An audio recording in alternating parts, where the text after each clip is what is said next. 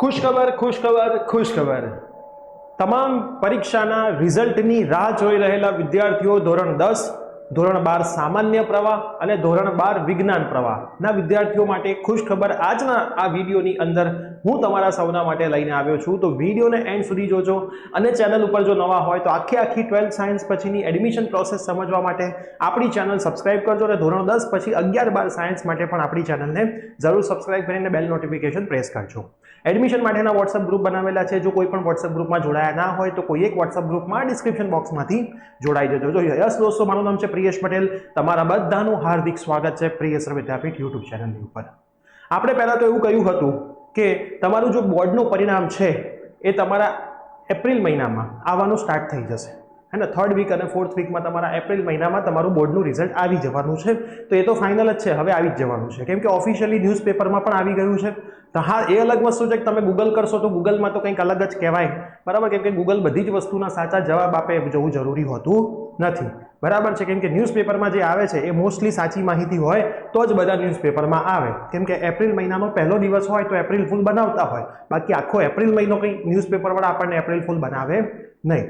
અને બોર્ડનું રિઝલ્ટ આવે પછી જે રિપીટરની પરીક્ષા હોય અથવા તો ઇમ્પ્રુવમેન્ટની પરીક્ષા હોય એના માટેના નિયમો પણ ન્યૂઝપેપરમાં ફાઇનલી આવી ગયા છે.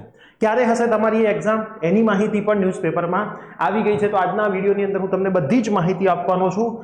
આ ન્યૂઝપેપરનું કટિંગ તમે મોસ્ટલી ઘણી બધી જગ્યાએ જોયું હશે, જેમ કે ધોરણ 10 અને 12ના વિદ્યાર્થીઓની પૂરક પરીક્ષા જૂનના બીજા સપ્તાહમાં લેવામાં આવશે. તો હવે જે કન્ફ્યુઝન હતું કે જૂનમાં લેશે કે જુલાઈમાં, એ કન્ફ્યુઝન અહીંથી દૂર થાય છે. હવે જૂનના બીજા વીકમાં ફાઇનલ માનીને જ ચાલજો ભાઈ, જૂનના બીજા સપ્તાહમાં જ લેવાશે. મેં તમને કીધું હતું કે અત્યાર સુધી બોર્ડની જે પરીક્ષા લેવાતી રિપીટર માટે, હવે એને ઇમ્પ્રુવમેન્ટ પણ નામ આપી દીધું છે. 12th સાયન્સ માટે 2 પરીક્ષા છે, એટલે એ જુલાઈ મહિનાના 15 તારીખની આજુબાજુ લેવાતી હતી. એટલે ઓન એન એવરેજ બીજું અઠવાડિયું પતવાયું એવું થયું ને, અને છેલ્લા અઠવાડિયા સુધીમાં રિઝલ્ટ આવી જતું હતું. પણ આ વખતે જે એડમિશન પ્રોસેસ છે, એડમિશન પ્રોસેસને સાથે લઈને ચાલવાનું છે, કેમ કે બેસ્ટ ઓફ 2 રિઝલ્ટ બનવાનું છે. એટલા માટે આ એક્ઝામ રેલી કરી દીધી, જૂનના બીજા વીકમાં કરી દીધી છે. અને જે લોકો ફેલ થશે એમને પણ બેનિફિટ આના લીધે ઘણો બધો થવાનો છે. તો જૂનના બીજા વીકમાં યોજાઈ શકે, બરાબર, યોજાઈ શકે લખ્યું છે, પણ 99% કન્ફર્મ જ છે, લેવાશે જૂનમાં જ, બરાબર. દર વખતે જુલાઈ માસમાં પૂરક પરીક્ષા લેવાતી હતી, પરંતુ આ વખતે જૂનમાં લેવાશે. હવે જે જૂનો નિયમ હતો હું તમને સમજાવી દઉં કે ધોરણ 10 માટે, બરાબર, આ ઓલ્ડ નિયમ હતો અને આ ન્યૂ નિયમ આવ્યો છે, બરાબર. જૂના નિયમ પ્રમાણે 2 વિષયની ધોરણ 10માં ફેલ હોય તો પરીક્ષા લેવાતી હતી, પણ નવા નિયમ પ્રમાણે 3 વિષયની લેવામાં આવશે. સાથે સાથે ધોરણ 12 સામાન્ય પ્રવાહમાં 1 વિષયમાં ફેલ હોય તો જ લેવાતી હતી, 2માં હોય તો ના લેવાય, આખું વર્ષ બગડે. જેમ ધોરણ 10માં 2 વિષયમાં ફેલ હોય તો આખું વર્ષ બગડે, 2 થી વધારેમાં, બરાબર. 2માં હોય તો તમે આપી શકો, 1માં હોય તો અહીંયા આપી શકો, 1 થી વધારે હોય તો વર્ષ બગડે. તો આ વખતે 1ની જગ્યાએ 2 કરી આપ્યા, બરાબર, સામાન્ય પ્રવાહમાં, કોમર્સ અને આર્ટ્સમાં. પણ વિજ્ઞાન પ્રવાહમાં મેથ્સ, ફિઝિક્સ, કેમિસ્ટ્રી અને બાયોલોજીની અંદર ગયા વર્ષ સુધી એવું હતું કે 2 વિષયમાં ફેલ હોય તો જુલાઈ મહિનામાં તમે પરીક્ષા આપી શકતા, 3માં ફેલ હોય તો ના આપી શકો. પણ આ વખતથી તમે બધા વિષયની પરીક્ષા આપી શકશો. આ વખતથી તમે બધા વિષયની પરીક્ષા આપી શકશો. આનું જે નીચેનું કટિંગ છે આપણે આપણા ઇન્સ્ટાગ્રામ હેન્ડલ ઉપર મૂકી દીધું છે. ઇન્સ્ટાગ્રામ હેન્ડલ પ્રિયેશ વિદ્યાપીઠ છે, તમે આખું જઈને વાંચી શકો છો. સાથે આપણી યુટ્યુબમાં કમ્યુનિટી પોસ્ટમાં પણ એને મૂકી દઈશું, તમે ત્યાંથી પણ આખું વાંચી શકશો. બધા જ વિષયની પરીક્ષા પણ તમે ફરીથી આપી શકશો. અને આને રિપીટરની પરીક્ષા નહીં કહેવામાં આવે, ઇમ્પ્રુવમેન્ટની પરીક્ષા કહેવામાં આવશે. અહીંયા પણ લખ્યું છે, જો એસએસસીમાં 3, ધોરણ 12 સામાન્ય પ્રવાહમાં 2, જ્યારે સાયન્સમાં તમામ વિષયની પરીક્ષા આપી શકાશે. અને આમાં બેસ્ટ ઓફ 2 જેનું સૌથી સારું પરિણામ હશે સબ્જેક્ટ વાઇઝ, એ કાઉન્ટ કરવામાં આવશે. તો ઘણા બધા વિદ્યાર્થીઓ એવું કહેતા હતા કે સાહેબ અમારી સ્કૂલનો પ્રિન્સિપાલ સાહેબ એમ કહે છે કે આ વસ્તુ ખોટી છે, બરાબર. ઓલરેડી બોર્ડની વેબસાઇટ પર પરિપત્ર આવી ગયો છે. એઝ અ પ્રિન્સિપાલ એમની ફરજ બને કે બોર્ડની વેબસાઇટ પર, જે GSEB વેબસાઇટ છે બોર્ડની, ગૂગલમાં લખશો બોર્ડ વેબસાઇટ, બરાબર, ત્યાં પરિપત્ર તો ક્યારનો આવી ગયો છે, બરાબર, ક્યારનો, 2 થી 3 મહિના થઈ ગયા.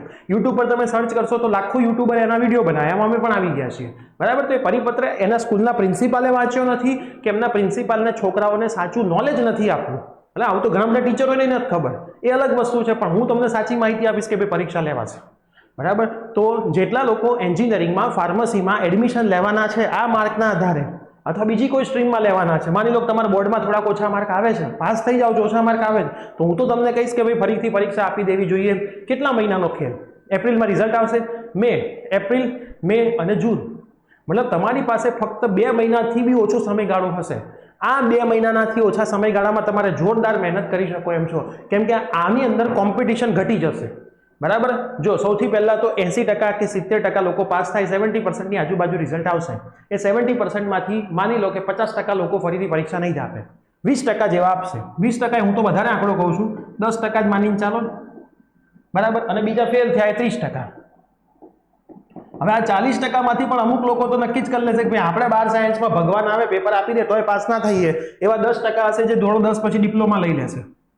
એટલે 30 થી 25% માં જ તમારી કોમ્પિટિશન હવે થવાની છે, બરાબર. અને આમાં તો એવા કેસ આવશે કે એન્જિનિયરિંગમાં તો રાઉન્ડ 1 માં બરાબર ઓછા માર્ક વાળા એડમિશન લીધું હશે, પણ કોઈક વિદ્યાર્થી એક્ઝામ આપશે એના કરતા ઓછા માર્ક વાળો વધારે માર્ક લઈને રાઉન્ડ 2 માં એનથી સારી કોલેજમાં જતો રહેશે. આ વખતે એવું થવાનું છે, 100% થવાનું છે, બરાબર. કેમ કે રાઉન્ડ 2 માં સારી કોલેજની સીટો ખાલી હોય છે, આપણે એનો વિડીયો ઓલરેડી બનાવી દીધો છે. અને આની અંદર જો તમારે એડમિશન લેવું હોય, આપણે ઇમ્પ્રુવમેન્ટ બેચ ચાલુ કરી દીધી છે, ઓફલાઈન ઓનલાઈન બંને. ઓફલાઈન ગાંધીનગરમાં Gujarati medium English medium, online આપણા પ્લેટફોર્મ પ્રિયસર વિદ્યાપીઠ આપણી એપ્લિકેશનની અંદર, બરાબર. જો તમારે અમારી બેચમાં જોડાવવું હોય તો આ નંબર ઉપર તમે કોન્ટેક્ટ કરજો, અમારી ટીમ તમને પૂરેપૂરું માર્ગદર્શન આપશે. 98 257 99 458 9825799458. ડિસ્ક્રિપ્શન બોક્સમાં પણ હું આ નંબર લખી દઉં છું. તો તમારે જોડાવવું હોય, અમે ઓનલાઈનમાં તો ફક્ત 100 વિદ્યાર્થીઓ જ લેવાના છે, કેમ કે અમારું કામ છે રિઝલ્ટ ઇમ્પ્રૂવ કરીને આપવાનું. ઓનલાઈન છે, થોડું મહેનત વધશે, ઓછા સમયગાળામાં બધું ભણાવવાનું છે, એટલે અમે ફીસ પણ એ પ્રમાણે લેવાના છીએ, પણ તમને રિઝલ્ટ આપીશું જો તમે અમે કહીશું એવી રીતે મહેનત કરશો તો. હવે બધું ઓફિશિયલી ક્લિયર થઈ ગયું છે કે ભાઈ એક્ઝામ જૂનમાં જશે, જેથી જુલાઈમાં સેકન્ડ રાઉન્ડ ચાલુ થાય તો કોઈને કોઈ તકલીફ પડે નહીં. ધોરણ 10 ની અંદર 3 વિષય, ધોરણ 12 સામાન્ય પ્રવાહમાં 2 વિષય, ધોરણ 12 સાયન્સની અંદર બધા વિષયની પરીક્ષા અપાશે. બુથસેટ ફરીથી આપી શકાશે નહીં. પ્રેક્ટિકલમાં જો તમે પાસ હશો તો ફરીથી આપી શકાશે નહીં. પ્રેક્ટિકલમાં એબસેન્ટ રહ્યા હશો અથવા તો ફેલ થશો તો એ ફરીથી આપી શકાશે, બરાબર. પ્રેક્ટિકલ ને ગુજસેટ માટેના પણ મેં તમને નિયમો અહીંયા જણાવી દીધા. તો આ વિડીયો ફટાફટથી તમારા બધા જ મિત્રોમાં શેર કરી દો અને મેક્સિમમ આપણી ચેનલ શેર કરો.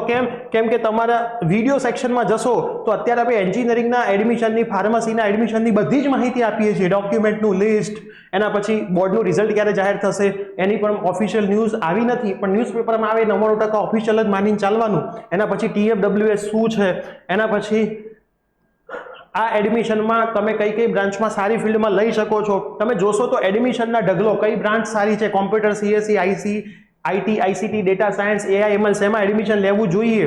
તમે જોશો ને તો કયું ફોર્મ ભરાય એડમિશન માટે, ACPC ભરવું જોઈએ, GCS ભરવું જોઈએ, જોસા, MCC, કયું ફોર્મ કોના માટે ઉપયોગી છે એ પણ આપણે સમજાવીને વિડીયો બનાવી દીધો છે. તો એડમિશન રિલેટેડ તો બધા જ વિડીયો અહીંયા આવી રહ્યા છે. કઈ બ્રાન્ચમાં એડમિશન લેવાય, કયો સ્કોપ સારો છે, એડમિશન ફોર્મ કેવી રીતે ભરવું, બધી જ માહિતી, કી ડેટ્સ, ફાર્મસી, એન્જિનિયરિંગ બધાના એડમિશન પ્રોસેસની માહિતી આપણે આપણી યુટ્યુબ ચેનલ પ્રિયસર વિદ્યાપીઠ પરથી આપી રહ્યા છીએ. તો તમારી સ્કૂલ, તમારી ટ્યુશનના, તમારી આજુબાજુના, તમારા રિલેટિવના જેટલા પણ મિત્રો છે એમાં આપણી ચેનલને શેર કરો, જેથી એડમિશનની એક પણ માહિતી એમનાથી રહી ના જાય. એમને બધી માહિતી ઘરે બેઠા ફ્રી ઓફ કોસ્ટ મળે અને આપણા વોટ્સએપ ગ્રુપમાં પણ જોઈન્ટ કરી દો. તો મળીએ છીએ આવી જ કોઈ નવી અપડેટ સાથે. Till then bye bye, take care.